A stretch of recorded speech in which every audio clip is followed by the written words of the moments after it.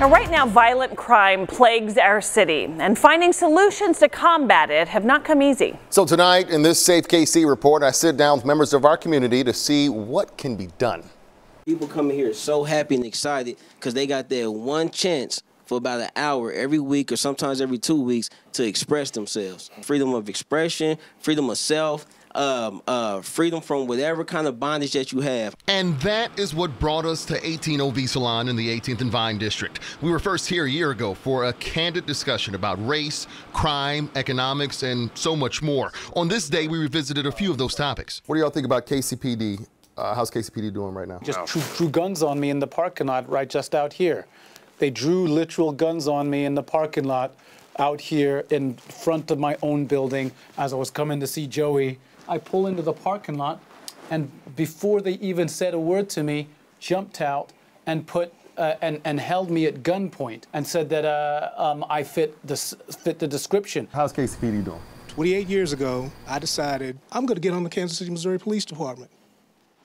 Had a college degree, I could have moved somewhere else, but this is home for me. So, sir, I'm sorry that you had the situation that you had, but the best way to fix those types of situations, to improve perception, is to become a part of the solution. I don't necessarily believe that joining the force is the solution, but KCPD joining with community is more of a solution than us joining cops, and that will actually help the community better. I've seen the police in Kansas City do a lot of good things for young people. I just think the partnership has to be there and finding more ways that young people can feel like policemen are safe. As of September 24th, we're on pace to have one of the deadliest years in at least the last 5.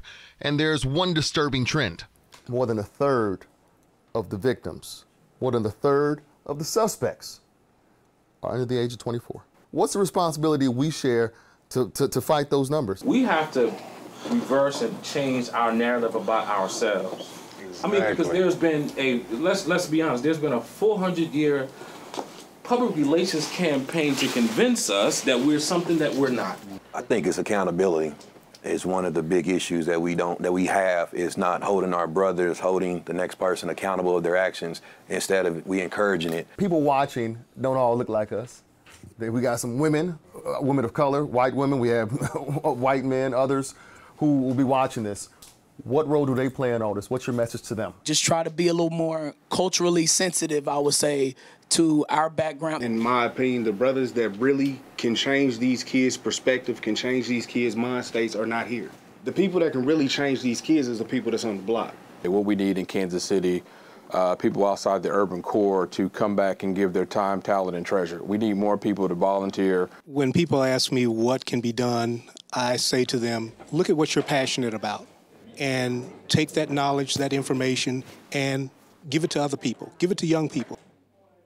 I'm joined now by Kansas City Mayor Quentin Lucas. Thanks for joining us, Mayor Lucas. Your thoughts about what you just saw?